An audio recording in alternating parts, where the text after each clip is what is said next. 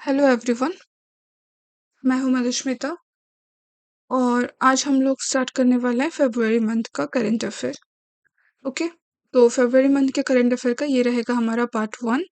और जैसे हम लोग जनवरी मंथ कंप्लीट किए, लाइक 15 क्वेश्चंस था एक पार्ट में, और उसमें 10 क्वेश्चंस फरवरी मंथ के थे और 5 क्वेश्चंस हमारे मिनिस्ट्री के ऊपर थे। इसमें भी वही सेम रहेंगे। और लास्ट में तुम लोगों को क्या करना होगा, अपना मार्क्स भी बताना होगा, कितने मार्क्स तुम लोग होल्ड कर रहे हो। ओके, और साथ ही साथ जो होमवर्क दिए जाते हैं वो होमवर्क भी कंप्लीट किया करो, अदरवाइज मतलब कुछ ब्रेनस्टॉर्मिंग नहीं होगा और कुछ याद भी नहीं रहने वाला है आगे। ठीक है, तो याद रखने के लिए बार बार होमवर्क भी किया करो और साथ ही साथ मेरे साथ साथ अटेम्प्ट भी किया करो और लास्ट में अपने मार्क्स ही बताया करो, ताकि पता चले, तुम लोग को भी पता चले कि तुमको कितना चीज आता है कितना नहीं आता। ठीक है, चलो स्टार्ट करते हैं। First question is, who recently became the first ever women chief minister of a province इन पाकिस्तान।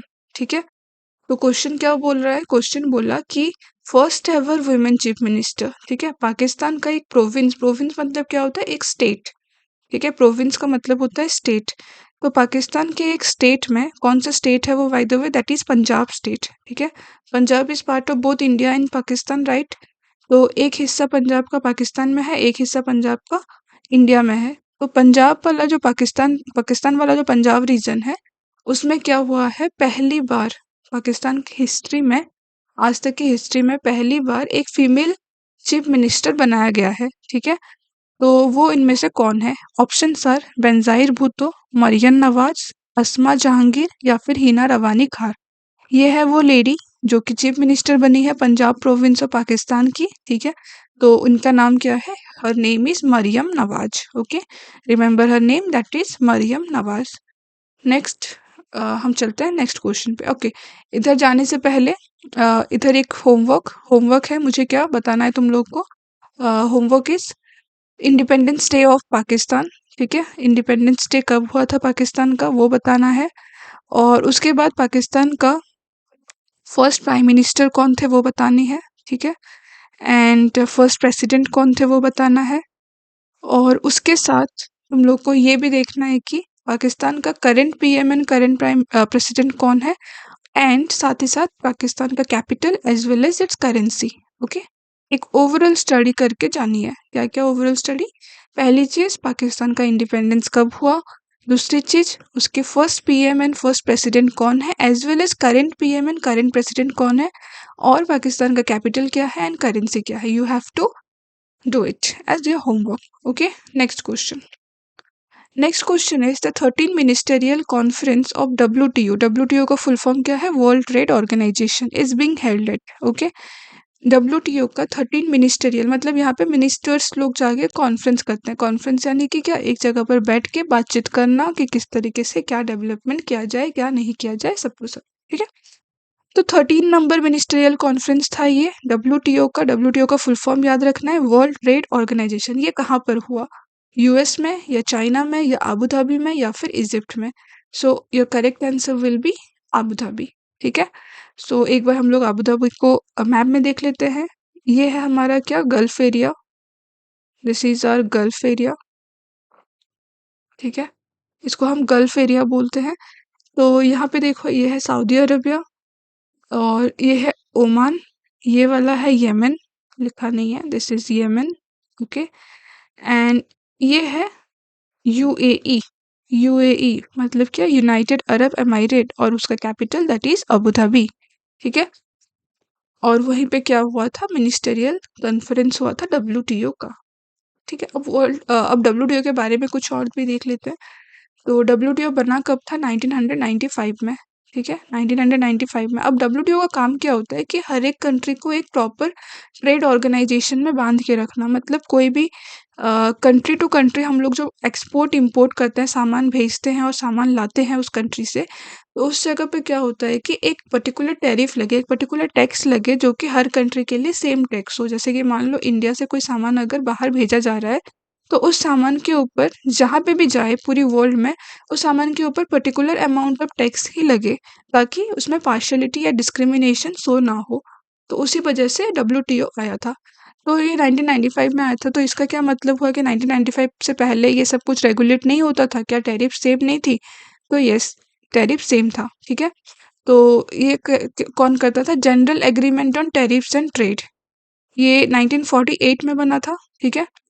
तो इसके बेसिस से ही सब कुछ चलता था, इसके बेसिस से ही सब कुछ चलता था, general agreement on tariffs on trade, that is gut, GATT। और GATT को एक्सपेंड किया गया क्योंकि सर्विसेज पे इस पे ऐड करने के लिए, और इसको ऐड किया गया और इसका नाम चेंज कर दिया गया WTO, ठीक है? एक नया बॉडी बना दिया गया WTO, गट को ही चेंज करके WTO बनाया गया। तो WTO का जो हेडक्वार्टर है वो कौन सा है? जेनेवा, स्विट्जरलैंड, ठीक है? इसका हेडक्वार्टर है जेनेवा, स्विट्जरलैंड। 2020 इंडिया जो था, इंडिया स्टार्टिंग से ही इसका मेंबर था, ठीक है? इंडिया स्टार्टिंग से ही मेंबर है, और 2024 में इसके और 2 मेंबर्स पड़े, that is Comoros and Timor Leste. ये 2 नाम याद रखने, Comoros and Timor Leste are 2 members that recently joined WTO, okay? बना कब था? 1995। हेडक्वार्टर कहाँ है? Geneva, Switzerland. और इसका प्रेडेसर बॉडी कौन है? GATT, GATT, okay? General agreement on tariff and trade, predecessor यानी कि पहला बॉडी, जो कि बाद में चेंज होकर WTO बना, ठीक है? Next question, who has been elected as the new president of international court of justice? International court of justice, just like हमारे इंडिया में क्या क्या है? Supreme court, high court and उसके नीचे डिस्ट्रिक्ट कोर्ट्स, ठीक है? इस तरीके से कोर्ट्स का डिवीजन हुआ है। तो सबसे upper body is supreme court. वैसे ही अगर वर्ल्ड लेवल में देखा जाए तो सबसे अपर बॉडी होता है क्या? International court of justice. मतलब हर एक कंट्री के ऊपर जो एक कोर्ट होता है जो सबको देखता है, वो है इंटरनेशनल कोर्ट ऑफ जस्टिस, ठीक है? तो उसके नए प्रेसिडेंट इनमें से कौन बने हैं? जोस गुस्ताबो गुरेरो, जुआन दोनोगुए, नवाब सलाम, या जूलिया सेबुटेंडे, ठीक है? सो इन चारों में से कौन बने हैं वो तुम लोग को बताना है। तो सबसे पहले तो हम लोग इसको देखते हैं, ICJ को। इंटरनेशनल कोर्ट ऑफ जस्टिस मैंने बता ही दिया कि ये क्या है, एक एपेक्स बॉडी है। एपेक्स बॉडी मतलब सबसे हाईएस्ट बॉडी है जो कि वर्ल्ड लेवल में तुम्हारे जस्टिस को मेंटेन रखने का काम करता है, ठीक है? तो ये कहाँ पर है? ये है द हैग में, ठीक है? इसका हेडक्वार्टर है, मतलब इससे सिचुएटेड है दी हैग में। दी हैग में ये सिचुएटेड है, HAGUE, द हैग, ओके? और इसके अभी के जो प्रेसिडेंट बने हैं दैट इज नवाब सलाम। नवाब सलाम बने हैं इसके प्रेसिडेंट, ओके? ये है जस्टिस नवाब सलाम जो कि प्रेसिडेंट बने हैं, और वाइस प्रेसिडेंट जूलिया सेबुटेंडे बने हैं। ये है जूलिया सेबुटेंडे जो कि वाइस प्रेसिडेंट बने हुए हैं, okay? Recently they have been elected, okay? तो हाँ, एक और चीज़ तुम लोग को मुझे इसमें होमवर्क देना है। होमवर्क ये है कि इंटरनेशनल कोर्ट ऑफ जस्टिस में क्या कोई इंडियन प्रेसिडेंट कभी भी बना था? क्या कोई इंडियन जो कि वहाँ का प्रेसिडेंट बना था, तो फिर उसका नाम क्या है वो बताना है। और ओके, अगर कोई Indian president, international court of justice में कोई इंडियन प्रेसिडेंट बने थे तो उनका नाम बताना है, ठीक है? चलो next question, question number 4, what is the conservation status of Indian pangolin according to IUCN red list? मैंने पहले एक वीडियो में भी बताया था IUCN रेड लिस्ट क्या होता है। कंजर्वेशन, प्रोटेक्शन स्टेटस बताता है कि कौन सी स्पीसीज को कितना ज़्यादा थ्रेट है, ठीक है? मतलब वो एक्सटिंक्ट होने के लिए उसको कितना ज़्यादा थ्रेट है। उस थ्रेट के बेसिस पे हम लोग क्या करते हैं, उनको स्टेटस प्रोवाइड करते हैं कि क्या वो लिस्ट कंसर्न है। लिस्ट कंसर्न मतलब क्या कि अभी चिंता की कोई बात नहीं है, बहुत ज़्यादा पॉपुलेशन है, या फिर वो वल्नरेबल है, मतलब थोड़े बहुत परेशानी आने वाली है, ख़त्म होने वाले हैं वो लोग। एंडेंजर्ड मतलब बहुत ही ज़्यादा खतरनाक उनकी कंडीशन हो चुकी है, अभी वो लोग बिल्कुल ख़त्म ही होने वाले हैं। क्रिटिकली एंडेंजर्ड मतलब और भी ज़्यादा भयंकर, पॉपुलेशन ख़त्म हो चुका है उनका, और उसके बाद आ जाता है एक्सटिंक्ट, ठीक है? एक्सटिंक्ट, और उसके बाद एक्सटिंक्ट इन वाइल्ड, मतलब एकदम दुनिया में ही वो प्रेजेंट नहीं रहे। और तो इस तरीके से इंडियन पेंगोलिन, अब पेंगोलिन क्या होता है? दिस इज पेंगोलिन, ठीक है? देखे होगे। तो पेंगोलिन का, इंडियन पेंगोलिन मतलब पेंगोलिन बहुत सारे होते हैं, तो इंडियन पेंगोलिन का स्पेसिफिकली तुम्हें बताना है स्टेटस क्या है, तो दैट इज एंडेंजर्ड, ठीक है? इंडियन पेंगोलिन एंडेंजर्ड स्पीसीज में आते हैं। सो देखो ये डिफरेंट टाइप के पेंगोलिन्स है। चाइनीज पेंगोलिन, ये मलयालन पेंगोलिन, ये फिलीपीन पेंगोलिन, ये है इंडियन पेंगोलिन, ठीक है। ये है ब्लैक बेलिड पेंगोलिन, उसके बाद giant pangolin, then white bellied pangolin, इसका पेट व्हाइट है तो इस वजह से white bellied, and then cape pangolin, ठीक है। तो इस तरीके से डिफरेंट टाइप्स ऑफ पेंगोलिन हमें देखने को मिलते हैं। तो इंडियन पेंगोलिन का हमने क्या देखा, इट इज एंडेंजर्ड। क्यों एंडेंजर्ड है, क्योंकि इसके जो ऊपर जो ये स्केल्स है ना, इस स्केल्स को ये बहुत ज़्यादा यूज़ किया जाता है, बहुत ज़्यादा ब्लैक मार्केट में बेचा जाता है ताकि मेडिसिन बनाए जा सके, ठीक है। मेडिसिनल वैल्यूज बहुत होते हैं। Same occurs with Chinese pangolin as well, actually सारे पेंगोलिन के साथ होता है बट इंडियन एंड चाइनीज के साथ ज़्यादा कुछ होता है। तो तुम लोग का होमवर्क रहेगा चाइनीज पेंगोलिन का कंजर्वेशन स्टेटस क्या है इनमें से, ठीक है, ये बताना है। चलो next question, which country host 47th edition of the chess olympiad. Chess olympiad का 47th एडिशन कौन से कंट्री के द्वारा होस्ट किया गया है, that option R India, Hungary, Russia या फिर UK. So answer is Hungary, okay. इसका कैपिटल क्या है, कैपिटल इज बुडापेस्ट, कैपिटल याद रखना, capital is Budapest, okay. Hungary में हुआ है, उसका कैपिटल है बुडापेस्ट, और क्या हुआ है, chess olympiad. Next question, what is the full form of APAAR. APAAR, APAAR का फुल फॉर्म क्या है। Option are automated permanent academic account registry, academic progress and achievement recognization, academic performance assessment and registration, या फिर none of this. सो अपार है क्या, देखो अपार एक आईडी कार्ड है, ठीक है। ये एक आईडी कार्ड है, जैसे तुम लोग को स्कूल में आईडी कार्ड मिलता है ना, स्कूल में आईडी कार्ड क्या होता है, तुम्हारा यहाँ पे फोटो होता है, उसके बाद इधर नाम लिखा होता है, पापा का नाम लिखा होता है, ब्लड ग्रुप लिखा होता है, डेट ऑफ बर्थ लिखा होता है, एंड एड्रेस लिखा होता है, ठीक है, एंड क्लास और रोल नंबर होता है, रोल नंबर वगैरह लिखा होता है। तो ये क्या होता है, हर एक क्लास में हमें चेंज करना पड़ता है, क्योंकि हर एक क्लास में क्लास चेंज हुआ या फिर हमने कोई स्कूल को ट्रांसफर कर लिया दूसरे स्कूल को, तो वहाँ पे एक और आईडी बनता है। तो इस चीज़ को हटाने के लिए, इस चीज़ को हटाने के लिए कि बार बार आईडी चेंज ना हो, एक ही आईडी तुम्हारा रहे जो कि तुम ऑल ओवर इंडिया कोई भी स्कूल को जाओ, ओके। आज तुम लोग महाराष्ट्र में हो, कल तुम लोग दिल्ली चले जाओ, परसों तुम लोग कोलकाता चले जाओ, ठीक है।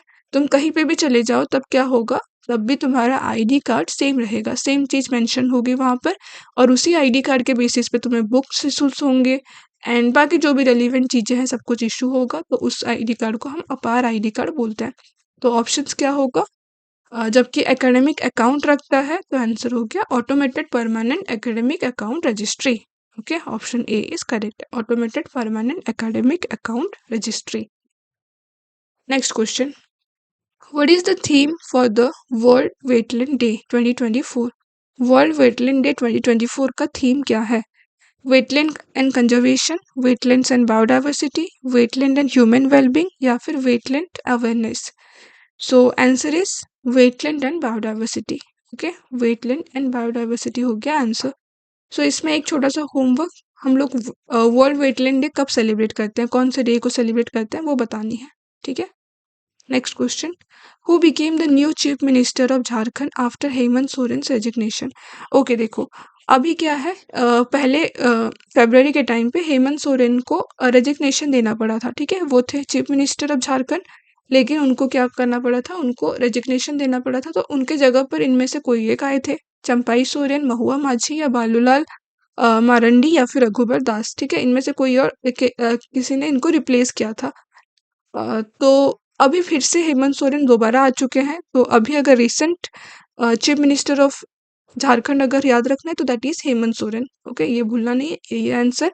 बट इनको रिप्लेस कौन किया था उस टाइम पे जब ये रेजिग्नेशन दिए थे, तो answer will B Champai Soren, okay. अगर क्वेश्चन पूछा जाए कि इनको रिप्लेस कौन किया था during the time he did resign from his office, तो answer will B Champai Soren.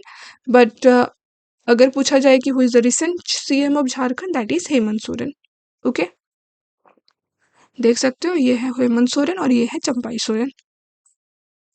Next question is, where is the world's first Vedic clock install to showcase time according to traditional Indian panchang, okay. Indian panchang जानते होगे, Indian पंचांग जैसे कि different mass हम लोग celebrate करते हैं ना, माघ, पौष, आषाढ़, ऐसे करके डिफरेंट मास सेलिब्रेट किए जाते हैं पंचांग के हिसाब से।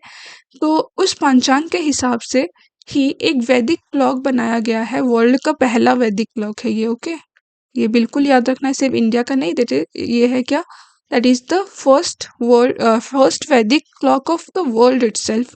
तो वो कहाँ पे इंस्टॉल किया गया है, that will be showcase the Indian पंचांग के हिसाब से टाइम दिखाएगा तुम्हें। तो क्या वो न्यू दिल्ली में है या उज्जैन में या वाराणसी या फिर जयपुर? सो answer will B Ujjain. Okay, Ujjain में सिचुएटेड किया गया है एंड वो कुछ ऐसा दिखता है। देखो यहाँ पे टाइम बताया गया है और यहाँ पे माघ मतलब माघ फाल्गुना 2080 करके तुम्हें कौन सा मास चल रहा है वो भी बताया है। ठीक है, कौन सा मंथ चल रहा है अकॉर्डिंग टू द पंचांग, ये भी बताया गया है यहाँ पर। समझ आया? तो ये हो गया उज्जैन। तो यहाँ पे भी एक होमवर्क, उज्जैन कहाँ पर है बतानी है, कौन से स्टेट में उज्जैन आता है एंड उज्जैन में कौन से इम्पोर्टेंट मॉन्यूमेंट्स वगैरह या फिर कौन से इम्पोर्टेंट मंदिर होता है ये बतानी है। ठीक है, चलो next question. World's first wooden satellite that is LignoSat. LignoSat देख सकते हो, ये कंप्लीटली वुड से बना हुआ है, इसका नाम है लिग्नोसैट। कौन सी कंट्री ने बनाया है इसे? ठीक है, तो India, Japan, China, South Korea. Take your time and answer. तो आंसर क्या होगा, दैट इज जापान। आंसर हो जाएगा जापान। जापान ने बनाया है जापान ने बनाया है वर्ल्ड का पहला वुडन सैटेलाइट, जिसका नाम भी याद रखना है, दैट इज लिग्नोसैट। लिग्नोसैट है उसका नाम। ठीक है, ओके। तो ये 10 क्वेश्चन हमारे फरवरी मंथ के कंप्लीट हुए। अब हम लोग चलते हैं मिनिस्ट्रीज पे।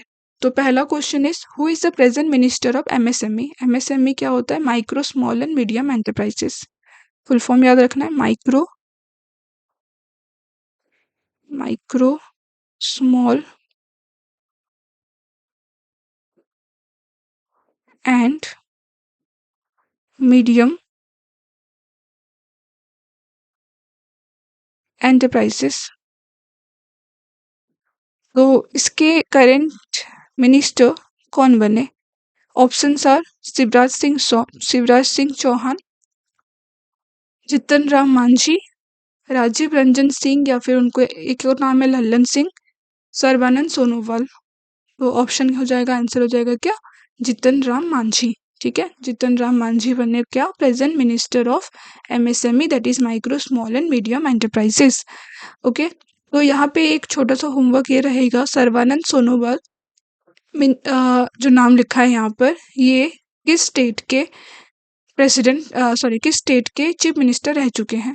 ठीक है, ये बतानी है। सो ये है जितन राम मांझी। और हाँ, ये भी बताना है शिवराज सिंह चौहान भी किस स्टेट के चीफ मिनिस्टर रह चुके हैं। ये दो नाम बतानी है, शिवराज सिंह चौहान किस स्टेट के चीफ मिनिस्टर रह चुके हैं और सर्बानंद सोनोवाल किस स्टेट के चीफ मिनिस्टर रह चुके हैं। ठीक है, चलो next question. Who is the current minister of Panchayati Raj. Panchayati Raj यानी कि local government.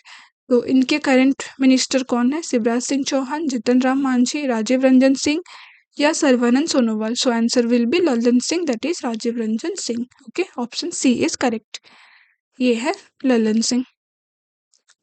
Next question, who is the minister of fisheries, animal husbandry and dairying. So again 4 options and the answer will be Rajiv Ranjan Singh. Next, who is handling ministry of ports, shipping and waterways. Ministry of ports, shipping and waterways मतलब completely water related जो transportation है उसको कौन handle कर रहा है इनमें से? Answer will B Sarbananda Sonowal. Okay, Sarbananda Sonowal, option D.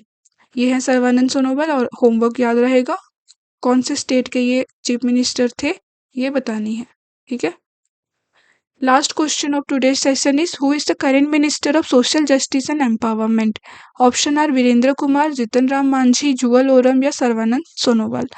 So answer is Virendra Kumar. ठीक है, वीरेंद्र कुमार क्या है, सोशल जस्टिस एंड एम्पावरमेंट के करंट मिनिस्टर।